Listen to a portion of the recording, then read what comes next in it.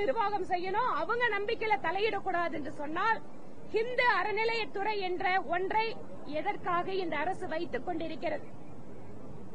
இவற்றையெல்லாம் வசதியாக மறைத்துவிட்டு ஆளுக்கு ஒரு பேச்சு என்று சொல்கின்ற போது பெரும்பான்மை சமுதாயத்திற்கு ஒரு நீதி, சிறுபான்மை சமுதாயத்திற்கு ஒரு நீதி என்று இன்று சட்டப்பேரவையில் அத்தனை பேரும் கருப்பு அந்த சின்ன கருப்பு துணியை அணிந்து கொண்டு அத்தனை பேரும் கோஷம் போடுமாறு மாநிலத்தினுடைய முதலமைச்சர் சட்டப்பேரவைக்குள்ளாக கேட்கிறார் என்றால் அவர்கள் உண்மையாகவே இஸ்லாமிய மக்களுடைய சீர்திருத்தத்தை பற்றி, அவர்களுடைய சட்டத்தின் சீர்திருத்தத்தை பற்றி கவலைப்படவில்லை என்ற அர்த்தம். இஸ்லாமிய சமுதாய மக்கள் முன்னேறுவதை இவர்கள் விரும்பவில்லை என்ற அர்த்தம். இஸ்லாமிய சமுதாயத்து பெண்கள் சம உரிமை பெறுவதை இவர்கள் விரும்பவில்லை என்ற அர்த்தம்.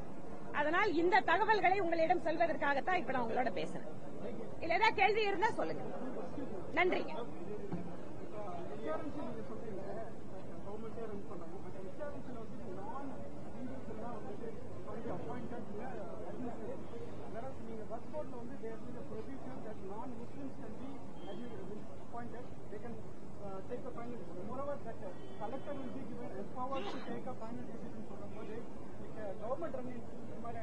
எஸ், ரொம்ப நல்ல கேள்வி திரு சண்முக சுந்தரம். அதாவது நீங்க ட்ரஸ்ட் ஆக்ட் ஒன்னு இருக்கு நம்ம நாட்டுல.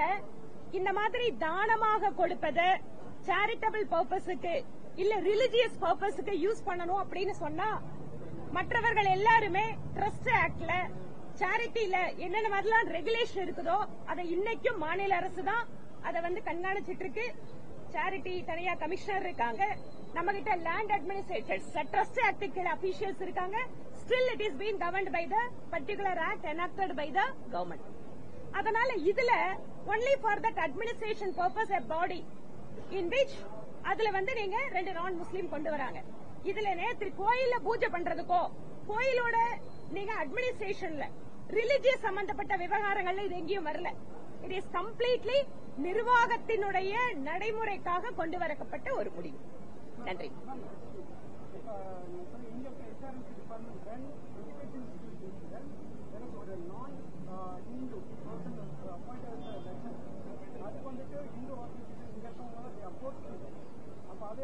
எனக்கு அது பர்டிகுலர் எந்த ஒரு இல்ல அதுதான் சொல்றேன். எனக்கு அது மாதிரி சம்பந்தப்பட்ட டீடைலோட கொடுங்க. Whether it is directly linked with religious service or with வேற ஏதாவது பர்பஸ்ங்கிறத நான் பார்த்துட்டு சொல்றேன்.